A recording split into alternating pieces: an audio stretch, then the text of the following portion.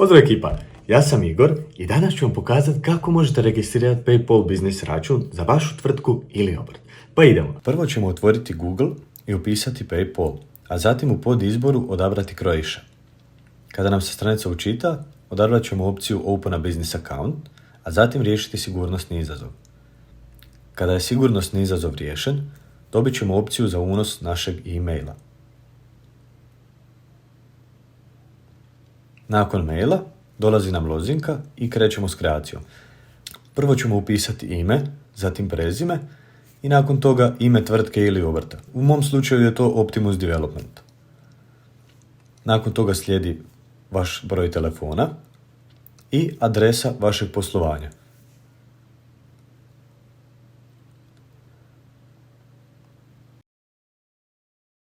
Pregledat ćemo sve podatke i odznačiti opciju da želimo primati novosti od strane PayPala. Ako želite, naravno, ovu opciju možete ostaviti uključenu. I moramo prihvatiti uvjete poslovanja. Nakon toga odabiremo vrstu tvrtke. Individual je kao fizička osoba, sole proprietor je kao obrtnik, private corporation je kao d.o.o. i d.o.o. i public corporation je kao d.d., odnosno javna tvrtka.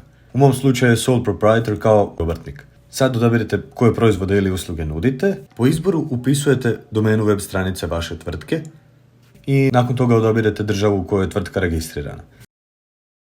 Business registration name je izborno, tako da to ne morate ispunjavati, a za CC statement name možete upisati samo kraticu svoje tvrtke. I idemo continue. Dalje unosimo naše osnovne podatke, odnosno datum rođenja, i odabiremo način na koji ćemo potvrditi da smo to mi. Ja ću u ovom slučaju odabrati vozačku dozvolu i upisati broj moje vozačke dozvole. Moj osobni broj telefona je isti kao i broj telefona tvrtke, tako da samo mogu ići dalje. Nakon što smo unijeli sve podatke, kliknemo na tipku Submit i to je to. Kreirali smo naš PayPal biznis račun. Nakon toga potrebno je potvrditi adresu e-pošte, a to ćemo napraviti tako što ćemo otići u naš email i kliknuti na tipku Confirm your email na poruku od PayPal servisa.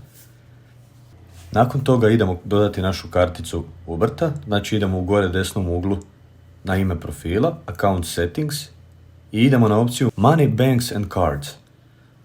Ovdje ćemo kliknuti na tipku Link a new card i upisati podatke o našoj kartici.